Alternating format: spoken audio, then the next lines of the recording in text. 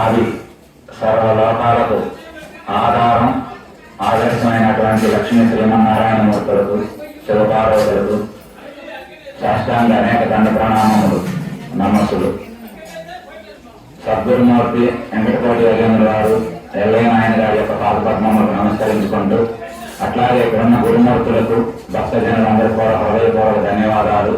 ముఖ్యంగా సేవామూర్తులు మరి చక్కగా ఏం ఆశించకుండా చక్కగా సేవా కార్యక్రమాలు చేస్తున్నటువంటి వారందరూ కూడా నమస్కారాలు తెలియజేస్తూ, మరి ఈరోజు ఈ కార్యక్రమం ఆది లక్ష్మమ్మ అంటే ఆది దంపతులు అన్నమాట. వాళ్ళు కూడా సృష్టికి అలాంటి పుణ్యమూర్తులు మరి కొత్తపాలెం మరి చక్కగా సేవా కార్యక్రమాలకి, భక్తికి, జ్ఞానానికి నిలబెత్తు నిదర్శనంగా మన పల్నాడు ప్రాంతంలో చక్కగా నడుస్తూ ఉన్నది. అలా నడిపించడంలో అభినయన గారు ఆయన పాత్ర జీవితం అంతా కూడా అమర్నిష్ఠులు మరి ఎన్నో కార్యక్రమాలని రూపకల్పన చేసి సేవ అనేక అందరూ కూడా అలవాటు బాగా చేయడం జరిగింది. అట్లాంటి అభినయన గారికి ఒకసారి మళ్ళీ నమస్కరించుకుంటూ, ఈరోజు మన వాళ్ళు ఎవరు చెప్పినా చేసింది పోదాయా చేయింది రాదని చెప్పి మనకు అంతా పదంగా చెప్తా ఉంటారు. ఆ విధంగానే నాకు మాతాజీ గారు చెప్తారు, అమ్మమ్మకి ఏమీ తెలియదు, వాళ్ళకేం పెద్ద భక్తి లేదు, జ్ఞానం లేదు, కానీ నిజంగానే ఏమీ లేదు. కానీ వాళ్ళలో ఉన్నది ఏంటంటే నిండైన ప్రేమ ఉంటుంది.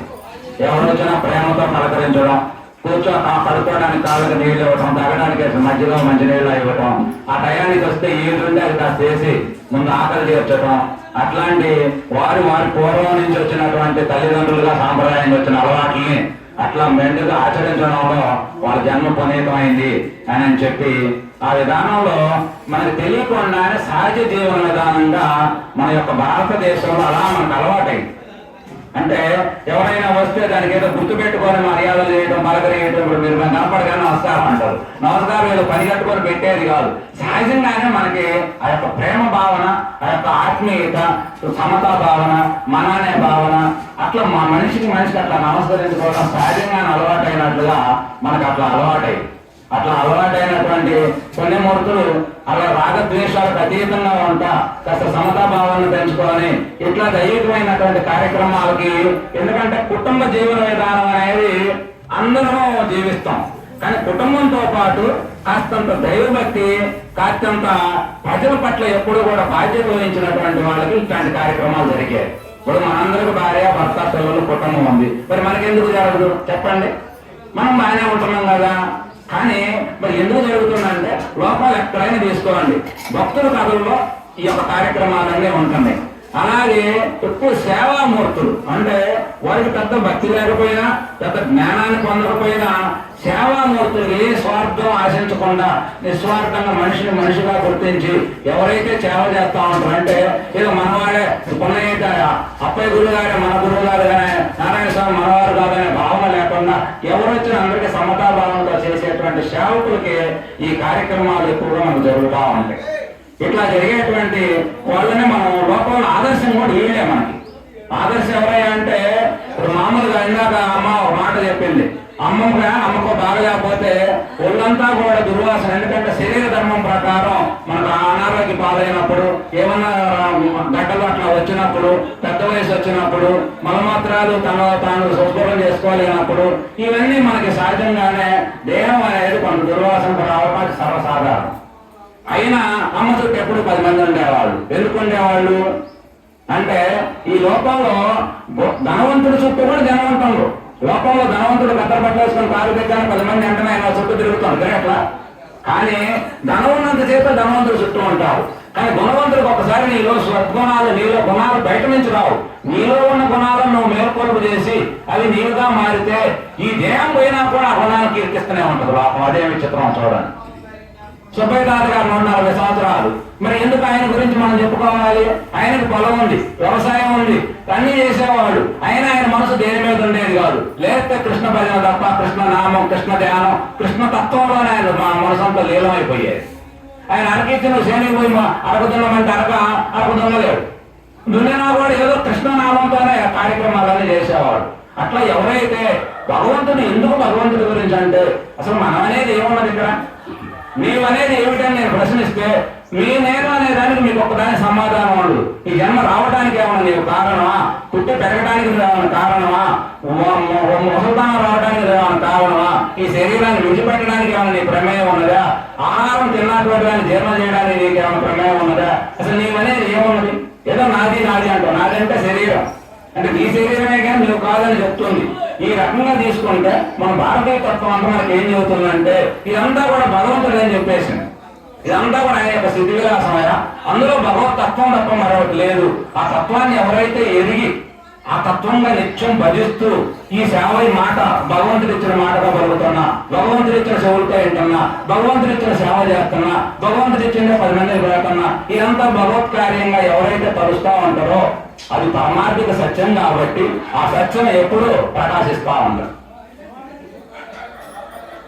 అలా ఆ భగవతత్వం అనేది మనకి అని ఈ తత్వాన్ని బోధించడమే, ఆ తత్వాన్ని ఎరగటమే, ఆ తత్వంగా జీవించడమే.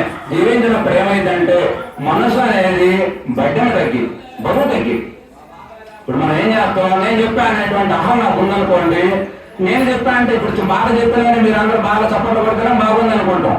లేదనుకో ఏంగా నేను బాగా చెప్పలేదంటే మన బాధ కలిగింది. అందుకని బాగా చెప్పినా బాగా చెప్పినా నాకు సంబంధం లేదు. కూర్చొని ఆ బ్రహ్మం గారు మన ఎల్లయ్య గారు ఎవరు ఏం పలికిస్తారో ఈ నోటి ద్వారా పలికించేదంత వాళ్ళు పలికేది నేనని చెప్పి అనుకున్నాం అనుకోండి, నీకు ఏ పట్టణ ఉండదుగా. అట్లా ఈ భగవత్ కార్యం అంతా ఇట్లా చేసుకోవాలని చెప్పి మహాత్ములు అందరూ కూడా మనకి ఇచ్చే సందేశం. మనకి ఇట్లాంటి మహాత్ములు పల్లెటూరులో అక్కడక్కడ రత్నాల్లో జన్మించి ఇట్లాంటి భగవతత్వాన్ని వాళ్ళు కొంత తెలుసుకొని ప్రజలు ఎప్పుడు బాగుండాలో, సుఖంగా ఐకమత్యంగా ప్రేమతత్వం దెబ్బతినకూడదు. మానవ జీవితం ఏంటంటే నిండైన ప్రేమతత్వంతోనే ఆనందాన్ని జీవించగలరు. ప్రేమే ఆనందం. ఎందుకంటే ప్రేమ ఆనందం ఈ రెండు చాలా గొప్ప పదాలు. ఎందుకంటే ప్రేమకి ఆపోజిట్ పదం లేదు. అంటే రాగం ఉందనుకోండి ద్వేషం ఉంటుంది, సంతోషం ఉందనుకోండి దుఃఖం ఉంటుంది, కష్టం ఉందనుకోండి సుఖం ఉంటుంది. కానీ ఆనందానికి ఏమో లేదు ఆపోజిట్. ఆనందం అంటే అది పూర్ణత్వం, రెండు కలిపితేనే ఆనందం. అట్లాగే ప్రేమ కూడా అంతే, ప్రేమకు ఆపోజిట్ పదం లేదు. అందుకనే ప్రేమ ఆత్మకు ప్రతిరూపమైనటువంటి ఒక పదంగా మారింది. ప్రేమకి రూపం ఏదంటే ఆనందమే, ఆనందానికి స్వరూపం ఏంటంటే ప్రేమే. అందుకనే నిన్నైనటువంటి ప్రేమ కలిగినటువంటి వాళ్ళే నిజమైనటువంటి ఆనందాన్ని పొందగలరని చెప్పి మన మహాత్ములందరూ కూడా ఆ ప్రేమతత్వం కోసం జీవులన్నీ పరికల్పన చెందుతామని, ఆ ప్రేమను ఎట్లా పొందాలి అంటే ఇట్లాంటి కార్యక్రమాల ద్వారా. ఇక్కడ మీకు ఏ భేదం లేదు, నాకు పలాని కులం లేదు, పలాని శాఖలు లేవు, పలాని గురువు లేరు. హాయిగా అందరం కూర్చుంటున్నాం, అందరం మాట్లాడుకుంటున్నాం, అందరం ఐకమత్యంతో ఉంటున్నాం, అందరం కలిసి ఏదో తల రూపాయి వేసుకొని కార్యక్రమాలు చేసుకుంటున్నాం. ఏ భేదాలు లేవు, చేతనైన పని చేస్తున్నాం, మాట వస్తే మాట చదువుతున్నాం, పాట వస్తే పాట పాడుతున్నాం, ఏమీ లేకపోతే కాసేపు చప్పట్లు పడుతున్నాం, ఏమీ లేకపోతే కాసేపు చిన్న ఆకులు చేసే పక్కనే వేస్తాం. ఏదో నీ చేతనైన పని ఏదైతే భగవత్కార్యం. ఇందులో పెద్ద పని చిన్న పని ఏముంది? శంకరాచార్య యువతులు అయ్యా నువ్వు నన్ను మహారాజుని చేసినా, భిక్ష ఎత్తుకునేవాడిగా చేసిన ఏమున్నది అంతా నీ లేవలో నేను ఒక పాత్ర, నేనైనా ఒక పాత్ర పనేగా చెప్పిన పనే, ఆడేదానికి కూర్చొని కూరగాయలు వచ్చిన పనే, ఏదైనా పనేగా అని అద్వైత జ్ఞాని శంకరాచార్యుడు. అట్లాంటి మహాత్ములు మనకి ఎన్నో సందేశాలు ఇవ్వడం జరిగింది. ఇక అందులో భాగంగా ఈరోజు మరి ఆరాధన గురించి ఇవన్నీ మనం ఎప్పుడు చెప్పుకుంటూనే ఉంటాం. ఇందులో ఆ వ్యక్తిగత విషయాలన్నీ నాకు పెద్దగా తెలియదు, మన మాతాజీ గారు సత్యాన్ని చెప్పారు. మరి ఈరోజు మనం ముఖ్యంగా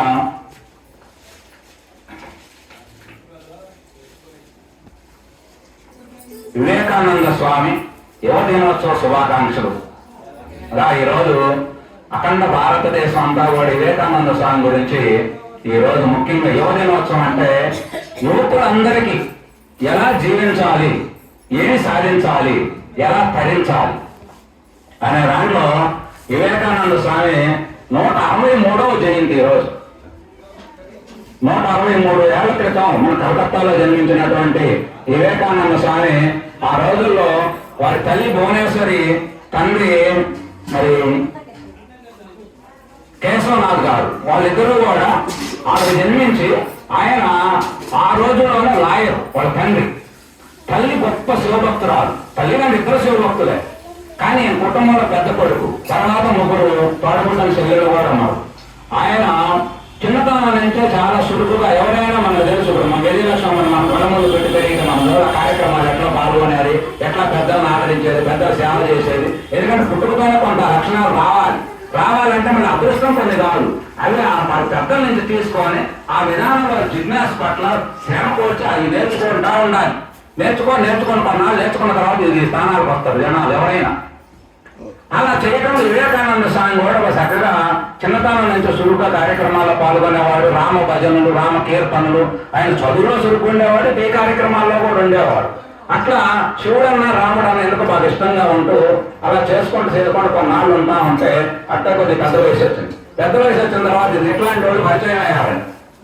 పరిచయం అయిన తర్వాత ఇక ఉంటాయి దేవుడు ఏంది, భక్తి ఏంది, కార్యక్రమాలు ఏందని మాట్లాడుతూ ఉంటే మనందరికీ ఎందుకు మహాత్ములకి మనకి తేడా ఏమిటంటే వాళ్ళు వింటారు కాళ్ళని పట్టుకుంటారు, మనం వింటాం వదిలేస్తాం, అది తేడా. ఆయన ఆ రోజు ఇట్లా మాట్లాడుతూ ఉంటే ఏంటి దేవుడు అనేవాడు ఉన్నాడా, ఉంటే ఎక్కడ ఉన్నాడు, అసలు ఆయన ఏం చేస్తుంటాడు, దేవుడు అనేది ఏంది అని చెప్పి ఒక రకంగా భక్తున్న ఒక రకమైన తత్వ విచారంలో ఆయన జీవితం మొదలుపెట్టింది. మొదలుపెట్టిన తర్వాత ఎట్లాంటి ఆయన కలిసి పలానా కలకత్తాలో కాళీమాత ఆలయంలో గురువు గారు ఉంటాయా, ఆయన దగ్గరకు పోతే నీకు ఇట్లాంటి విషయాలు కొన్ని బాగా చెబుతాడు అని చెప్తే ఇప్పుడు రామకృష్ణ పరమహంస కాళీమాత ఆలయంలో ఏదో అమ్మవారి దగ్గర కాస్త సేవ చేసుకుంటా వచ్చిన వాళ్ళకి ఇట్లాంటి జ్ఞాన బోధలు చేసుకుంటూ ఉండేవాడు.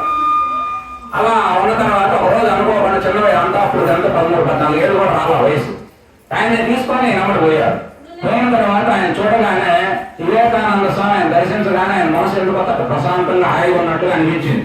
అలా అనిపించిన తర్వాత ఆ తర్వాత కాసేపు కూర్చున్న తర్వాత రామకృష్ణ పరమహంస గారు ఏం చేసిందంటే వివేకానందం చూడగానే ఆయనకి ఏదో ఎప్పటి నుంచో పరిచయం ఉన్నటువంటి వ్యక్తిలాగా బాగా దగ్గరికి పిలిచి దగ్గర కూర్చోబెట్టుకొని ఆయన లోపల ఆయన తినడానికి పాత మిఠాయిలు అట్లాంటివి ఉంటే అవి తెచ్చి కూర్చోబెట్టి చాలా ప్రేమగా చూస్తున్నాడు. ఇదేంటి ఏదో ప్రేమగా చూస్తున్నాడు, ఎప్పటి నుంచో నాకు పరిచయం ఉన్నవాడు లాగా అనుకున్నాడు ఆయన.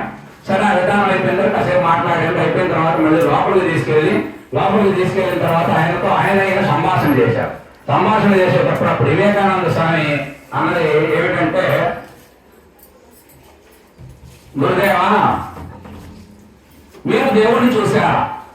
ఎందుకంటే ఎంతో మంది ఎన్నో చెప్తా ఉన్నారు, ఎన్నో అడుగుతా ఉన్నారు, మీరు దేవుడిని చూశారా? దేవుడిని చూడపాటు ఏమిటాయా, దేవుడిని నేను చక్కగా చూశాను. ఇప్పుడు మిమ్మల్ని ఎంతగా చూస్తున్నానో అంతగా నేను దేవుడిని దర్శిస్తున్నా. అంతేకాదు దేవుడిని కావాలంటే మీరు కూడా చూపించగలరు.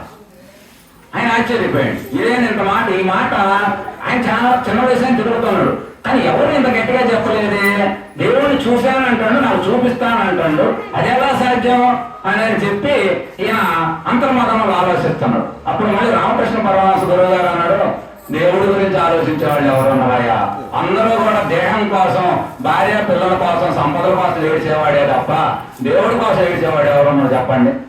అది కాక దేవుడి గురించి తెలుసుకోవాలనే ఆపేక్ష జిజ్ఞాస ఎవరికీ లేదు అని చెప్పాను. అంటే అప్పుడు ఆయన చూపిస్తానన్నది అన్నాడు. కానీ అన్న తర్వాత ఆ కాసేపు ఆగిన తర్వాత ఆయన ఒంటి మీద ఇట్లా చెయ్యి స్పర్శించాడు. స్పర్శించేసరికి ఎందుకంటే రామకృష్ణ పరమహంస ఒక రకంగా సిద్ధపురుషుడు, అతను బ్రహ్మచారి. ఆయన కాళీమాత ఆలయంలో అమ్మవారితో డైరెక్ట్ అమ్మవారితో మాట సంభాషించగలడు. అంత గొప్ప భక్తి కలిగిన వాడు, గొప్ప తత్వవేత్త కూడా. భక్తి వేరు, జ్ఞానం వేరు. అలాంటి జ్ఞానం కలిగినటువంటి వాడు. ఆయనకి ఎప్పుడైతే ఆయన శరీర స్పర్శ కలిగిందో ఈయనకి ధ్యానంలో మనం సమాధి స్థితిలోకి పోతే ఎలాంటి అనుభూతి కలిగిందో అలాంటి అనుభూతి కలిగింది వివేకానంద స్వామి.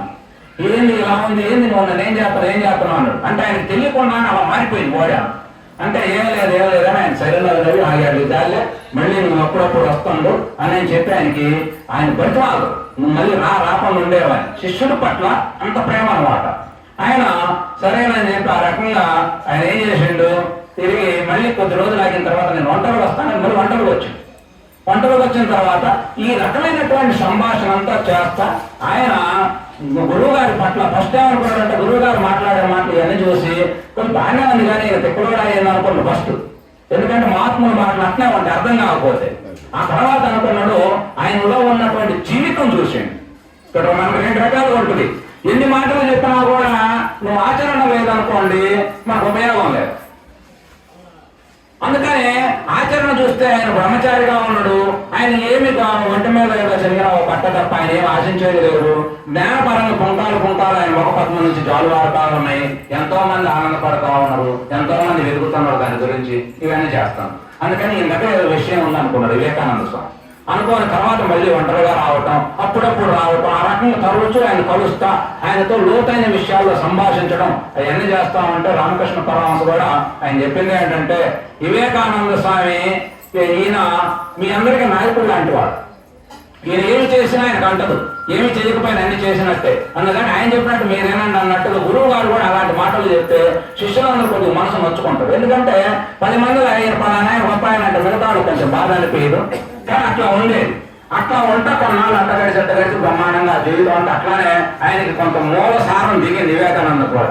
దిగి ఈ రకంగా ఈ సాధనలు ఎలా జరుగుతున్నాయి. కుటుంబ విషయం వచ్చేసరికి తండ్రి లాయరు, తండ్రి చనిపోవడం జరిగింది. చనిపోయిన తర్వాత అప్పులోళ్ళందరూ కొంతమంది అప్పులైంది. ఎందుకంటే వాళ్ళ అమ్మ భువనేశ్వరి చక్కగా ఆయన ఎప్పుడు కూడా ఇట్లనే మన ఇంటికి ఎప్పుడు వచ్చిన భోజనాలు పెట్టి మర్యాదలు చేసి ఏదైనా ఎవరైనా బాధపడితే సాయం చేసి ఎప్పుడు 125 ఏళ్ల క్రితం సాయాలు చేసి ఎవరైనా లాయర్ కేసులో వాళ్ళని కూడా పూర్వకంగా వాదించి ఇట్లా ఇద్దరు మేలు చేస్తా ఉండేవాడు. ఆ రకంగా వాడు పెద్ద సంబంధం లేనప్పుడు కూడా సంబంధాలు తగ్గిపోయిన తర్వాత ఆయన చనిపోవటం, 3 ఆడపిల్లలు, ఈయన కుటుంబాన్ని పెద్దవాడు, బాధ్యతలన్నీ ఆయన బుధం మీద ఉన్నాయి. ఆయనకు ఒక పక్షే రామకృష్ణ పరమహంస నుంచి ఒత్తిడి వస్తుంది. ఈ రకంగా ఏదో రకంగా ఆయన ఈ రామకృష్ణ పరమహంస వచ్చేసి ఈ జ్ఞానం ఈ విధానం ఈయన వచ్చిన తర్వాత కొన్నాళ్ళ తర్వాత రామకృష్ణ పరమహంస ఆయన పరమపదం చెందడం జరిగింది. ఆ తర్వాత శిష్యులందరికీ ఆయన చెప్పింది వివేకానందని అనుసరించండి అని చెప్పి ఆయన శరీరాన్ని వదిలిపెట్టి వెళ్ళిపోయారు. సరే ఆయన పోయిన తర్వాత ఈయన అందరూ కలిసి ఎట్లాంటి ఒక ఇల్లు తీసుకొని ఆశ్రమాలు ఏర్పాటు చేసుకొని ఉంటాను, రాజ్యాలు కట్టుకొని యాని చెప్పి సన్యాసులు ఆ రోజుల్లో డబ్బులు ఇవ్వాలంటే డబ్బులు అలాంటి సమకూర్చొచ్చు. కానీ అట్లా ఉంటా కొన్నాళ్ళు ఇలా ఉండి రకరకాల దేశ పర్యటన చేస్తా ఉన్నారు. దేశ పర్యటన చేస్తా ఉంటే దేశ పర్యటనలో ఒకరోజు ఒక రాజుగారి ఇంటికి వెళ్ళాడు.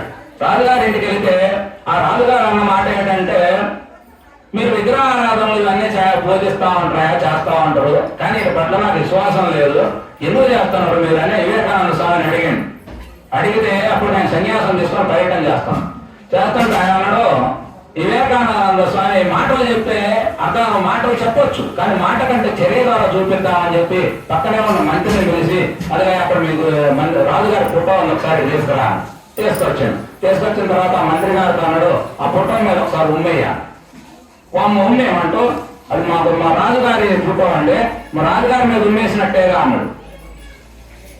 విగ్రహారాధనలో ఉన్న గొప్పతనం చూడండి, ఎంత సింపుల్ లాజిక్ తో చూపించండు. అందరూ కూడా అదేనా, భగవంతుడిని ఏ రూపాల ద్వారా ఆరాధించినా కూడా భగవత్ తత్వాన్ని భగవంతుడిగా ఆరాధిస్తున్నాయి తప్ప ఎవరు చెక్క మొక్కలను రాయి రాసుకొని పూజించరు.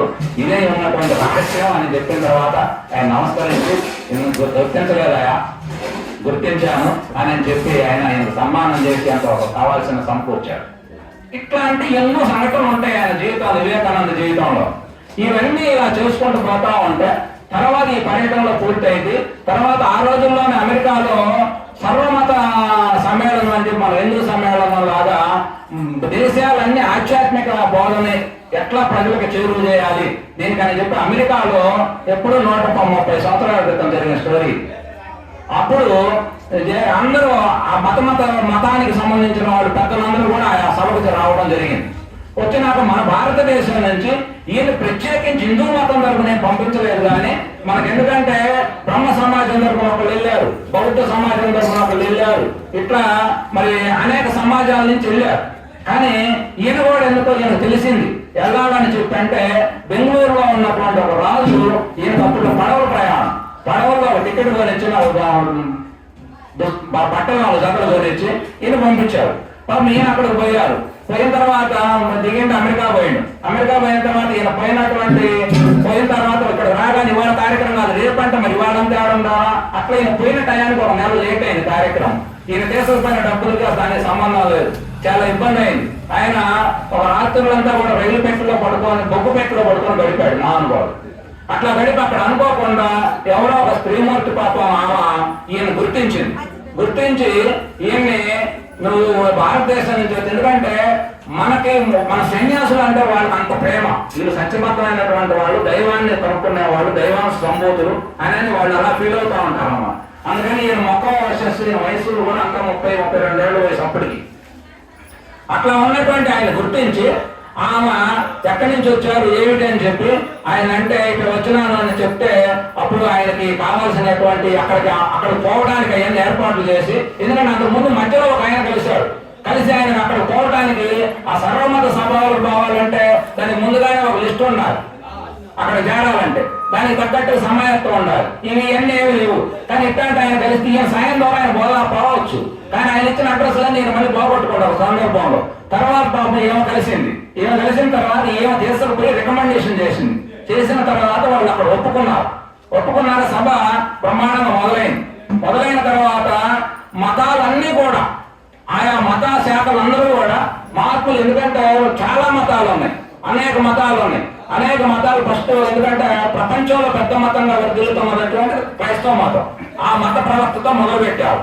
ఆ తర్వాత ముస్లింస్, బౌద్ధులు, ఇట్లా అనేక మత శాఖలు అందరూ చెప్పే ఏమిటంటే, ఎవరు చెప్పినా మా మతం ఎంత గొప్పదనగా, మా ప్రవక్త ఎంత గొప్పవారనగా, మేము చెప్పే విషయాలు మా సిద్ధాంతాలు ఇవన్నీ వారి సిద్ధాంతాలు బోధిస్తా ఉంటారు. ఎవరైనా అంతే. ఇప్పుడు ఒక శాఖ పెట్టుకున్నాం అనుకోండి, ఆ శాఖకు సంబంధించినటువంటి విషయాలు మనం చెప్తాం, అది ధర్మమే. వాళ్ళు అలా చెప్తా ఉంటే ఇవన్నీ అయిపోయిన తర్వాత మధ్యలో ఒకసారి 2 సార్లు సభాధ్యక్షులు వారు వివేకానంద సేవ ప్రకటించకపోయినా ఈయనకి కొంచెం లోన భయం ఉంది. ఎందుకంటే చిన్న వయసు, వాళ్ళందరూ చూస్తే పెద్ద పీఠాధిపతులు, వాళ్ళు పెద్ద కూడా పట్టీలు రాసుకొని వచ్చాడు. ఈయనకేం పాప ఏమీ లేరు, ఒంటి మీద ఉన్నటువంటి దుస్తులు తప్ప. ఆయన అనుకోని ఉన్నాడు. తర్వాత ఏదో టైంలో ఒక టైం మన బయట మరి సభాధ్యక్షులు వారు ఇండియా నుంచి మరి హిందూ మతంలో వచ్చినటువంటి వారు వివేకానంద స్వామి వారు మాట్లాడతారని చెప్పి ఆయనకి ఉపన్యాసం ఇవ్వడం జరిగింది. ఇలా మైకు తీసుకోగానే ఆయన మాట్లాడిన మాత్రం ఏంటంటే, అమెరికా సోదరి మనోదారా అని చెప్పి ఆయన ఆ శ్లోకంతో ఎత్తుకొని అందరికీ నమస్కరించి ఒక నిమిషం నిలబడ్డాడు. ఆ ఎందుకు సోదరి మనోదారన్న మాటకే వాళ్ళందరూ హృదయాలు ఎందుకు పులకరించింది. ఎందుకంటే వాళ్ళు అలా ఎవరిని సంబోధించరు. ఇతర దేశాలు, మన దేశంలో మనకున్నది ఏమిటంటే భార్య తప్ప మిగతా స్త్రీలంతా మన తల్లితో సమానం అని చెప్పేసింది వేదం, సకల శాస్త్రాలన్నీ. కానీ వాళ్ళు అలా చూడలేరు. కానీ మనకు ఆ మాటలు కానీ వాళ్ళందరికీ కొత్తగా అనిపించింది. అందరూ చప్పట్లు కొట్టారు. నాతో పాటు చప్పట్లు కొట్టి కూర్చున్న తర్వాత ఆయన మొదలుపెట్టింది ఏంటంటే, వీళ్ళందరూ ప్రవక్తలు చెప్పినదంతా నేను ఏకీభవిస్తున్నా, అంటే అంగీకరిస్తున్నా. వారు చెప్పినవన్నీ అబద్ధాలు ఏమన్నా అసత్యాలు కాదు, రైటే. కానీ ఇవన్నీ ఎలా చేరుతున్నాయి అంటే, ఇవన్నీ కూడా భగవంతుని చేరే మార్గాలే.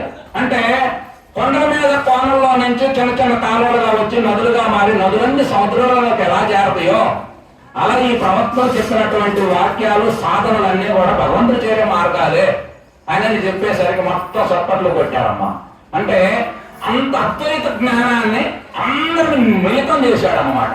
అలా చేయగలిగే తత్వం, జ్ఞానం అది మన భారతీయ ఋషి తత్వంలో తప్ప ప్రపంచంలో నువ్వు వేరు నేను వేరు, భగవంతుడు వేరు, అసలు మనం వేరు అనుకుంటాం. మన సాధనలో ఎక్కువ మనం చెప్పేది ఏంటంటే, అర్థం కావటం కోసం మొదటి దశలో ద్వైతంగా భగవంతుడు అంటే ఎక్కడో ఉన్నట్టుగా, ఆయన ఏదో మనం నడిపిస్తున్నట్టుగా ఇలా చెప్పారు, సాకారం నిరాకారం అని. ఎక్కువ సాకార రూపాన్ని మనందరూ చెప్తా ఉంటాం. కానీ మనంతా కూడా నిరాకార రూపంతో కూడుకున్నటువంటి అద్వైత జ్ఞానం అంతా మనకి గోపాలుగా మన గ్రంథాల రూపంలో, పెద్దల రూపంలో మనకు అందించడం జరిగింది.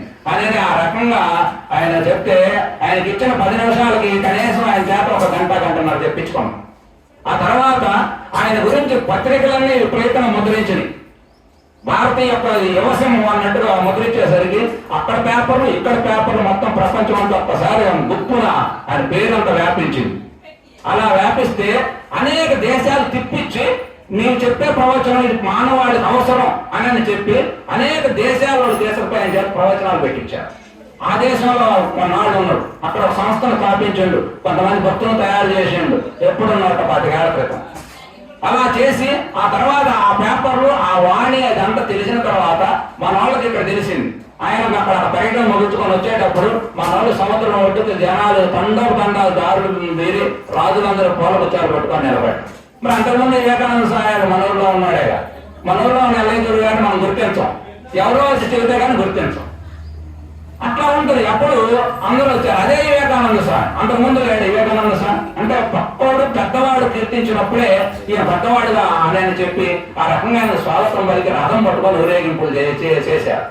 ఆ తర్వాత ఆయన ఇక్కడ రావటం, అమెరికా నుంచి వచ్చినటువంటి ఆ ధనం, అనేక దేశాలు తిరిగిన ధనం అంతా పెట్టి రామకృష్ణ మఠం అని చెప్పి గురువు గారి పేరు మీద మఠం స్థాపించాడు. ఆ తర్వాత ఇవాళ ప్రపంచంలోనే ఒక నెంబర్ 1 మఠంగా, ఎట్టి మచ్చలేని మఠంగా, ఎట్టి ఏమి ఆశించకుండా స్వార్థం లేనటువంటి నిస్వార్థ సేవతత్వం తయారు చేసే సంస్థగా, భక్తుల్ని జ్ఞానులు తయారు చేసే సంస్థగా ఒక పెద్ద సంస్థ ఉద్భవించింది. అలా ఎన్నో సేవా కార్యక్రమాలు. మన గ్రంథాలు కూడా ఇవాళ మన గ్రంథం పఠనం తగ్గింది. మొన్నటిగా గ్రంథం ఒక పెద్ద బుక్ కొనాలంటే 100 రూపాయలు అంటే వాళ్ళు 20 రూపాయలు ఇచ్చేవాడు. అంత తక్కువ ఉన్నాయి పుస్తకాలు కూడా. ఎందుకంటే మానవాళికి చేరాలని చెప్పి ఆ సేవా కార్యక్రమాలు అవన్నీ అట్లా పెట్టి అట్లా వివేకానంద స్వామి అలా బ్రహ్మాండంగా ఆయన బోధలు ఇవన్నీ కూడా మరి యువకులందరూ కూడా ఆయన గొప్పవారు అని చెప్పడం జరిగింది. అందులో ముఖ్యంగా వివేకానంద చెప్పినటువంటి నా 2 మాటలు తీసుకొని మనం ముగిస్తాం. ఆయన చెప్పే బోధలో ముఖ్యమైన బోధ ఏంటంటే లేవండి, మేల్కోండి, గమ్యం చేరేదా ఆగకండి. ఏమన్నది ఇందులో? లేవండి అంటే ఆయన దృష్టిలో అందరూ ఏదో నిద్రపోతున్నట్టుంది, భక్తి చేస్తున్నాం కానీ అందులో సరిగ్గా చేయట్లా, మొత్తంలో ఉంటున్నాం. అందుకని మేలుకోనండి. గమ్యం ఎక్కడికి చేరాలి? అసలు గమ్యం అంటే ఏంటి అంటే నిన్ను ఎరిగేదాకా పోవాలి, భగవంతుని ఎరిగేదాకా చేరాలి. ఆ చేరటం అనేది నువ్వు గమ్యం అనేది చేరేదాకా నువ్వు ఆగొద్దని చెప్పి ఆ రకంగా ప్రయాణం అనేది ఆ రకమైన బోధలు ఎన్నో చేస్తూ యువకుల్లో ముఖ్యంగా ప్రతి మనిషిలో అనంతమైనటువంటి ఆత్మ చైతన్యం ఉన్నది. ఆ చైతన్యాన్ని నీలో ఉన్నది, నీవు గుర్తించు. నువ్వేదో హీనుడుగా దీనుడుగా అలా ఉండకాకు. నువ్వు చాలా శక్తివంతుడు, నువ్వు కోటేశ్వరుడివి. నేను ఏమి తలుచుకుంటే అది జరిగింది. ఎందుకంటే సృష్టిలో చిన్న పరుపులో ఎదిగే కరెంట్ అయినా పెద్ద ఫ్యాన్లో తిరిగే కరెంట్ అయినా ఒకటై ఉన్నది. నీలో అంత ఆత్మశక్తి ఉన్నది, నీకు గుర్తించాలని చెప్పి ఈ రకమైనటువంటి మానవుడు ఇతర మతాలు ఏం చెప్తున్నాయి మనకి? మానవుడు పాపి అంటా ఉంటాయి. కానీ వివేకానంద స్వామి చెప్పేది ఏమిటి? మానవుడు అమృత స్వరూపి. ఎందుకంటే ఏ జీవి కూడా మనవాళ్ళు చెప్తా ఉంటారు, ఏ జీవి కూడా తన ఉనికి తాను తెలుసుకోవటం తెలియదు, కానీ అన్ని సుఖాలు అనుభవిస్తాయి. కానీ మనవాడు తన గురించి తాను తెలుసుకోగలడు, తనకు అతీతంగా జీవించగలడు, తనకు అతీతమైన దైవాన్ని తెలుసుకోగలడు, సృష్టిని ప్రతి సృష్టి చేయగలడు మానవుడు. అలాంటి మానవుడు అనేది అమృత స్వరూపయ్య. అట్లాంటి మానవుని పాపి అనటం కంటే మరో పాపం లేదని చెప్పేసి ఇట్లా ఆయన యొక్క యువకుడుగా మరి ఆయన యొక్క బోధలు మానవాళి మొత్తాన్ని కూడా ఉర్రూతలూయించి సేవా కార్యక్రమాలు మనకి వచ్చిపోయి 100 ఏళ్లలో ఒక నూతన విధానంలో ఆధ్యాత్మిక పోకడలన్నీ నడిపించినటువంటి వాడు వివేకానంద స్వామి. దగ్గర మరి ఆయన 163వ జయంతి ఈ రోజు ప్రపంచం అంతా ప్రమాణంగా మన దేశంలో ప్రపంచ దేశాల్లో కూడా చేస్తున్నాం. అట్లాంటి దేశానికి మరి అట్లాంటి యువనాయకుడుగా మనందరూ ఎంపిక చేసుకోవటం. ఎందుకంటే కొత్తలో ఉంటాయి. అసలు ఆయన బోధన చదువుతా ఉంటే మనకి ఇంద్రియాలన్నీ నిద్రపడుతుంటాయి. ఏదో ఒకటి సమాజాన్ని చేయాలి, ఏదో ఒకటి ఉద్ధరించాలి మనం అనేది చెప్పి ఆ రకమైన అంత బోధనలో అంత జీవం ఉంటుంది అన్నమాట. అట్లాంటి బోధలు, అట్లాంటి విధానం మరి యువనాయకుడిగా మనందరూ కూడా ఆధ్యాత్మిక విధానం కొత్త పంటలు తెచ్చి మానవుడు ఎక్కడికి అడుగు పోవాల్సిన పని లేదు.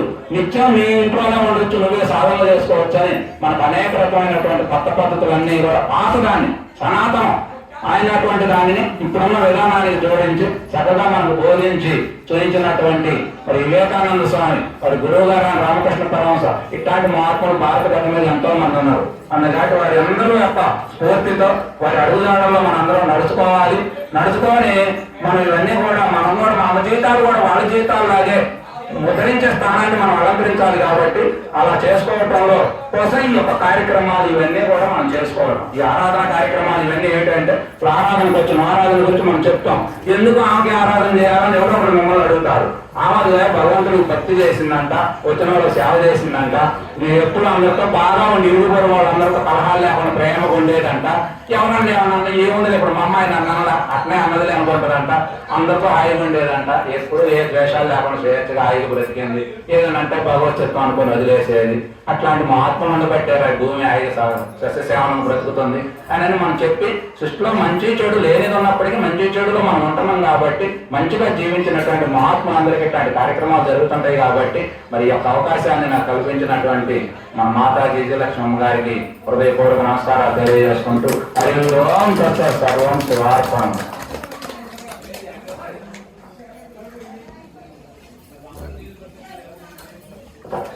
ఈరోజు మనకి వివేకానంద జయంతి, శంకరాచార్య జయంతి, మన లక్ష్మమ్మ గారి వల్ల ఆరాధన. జయంతి అంటే పుట్టింది.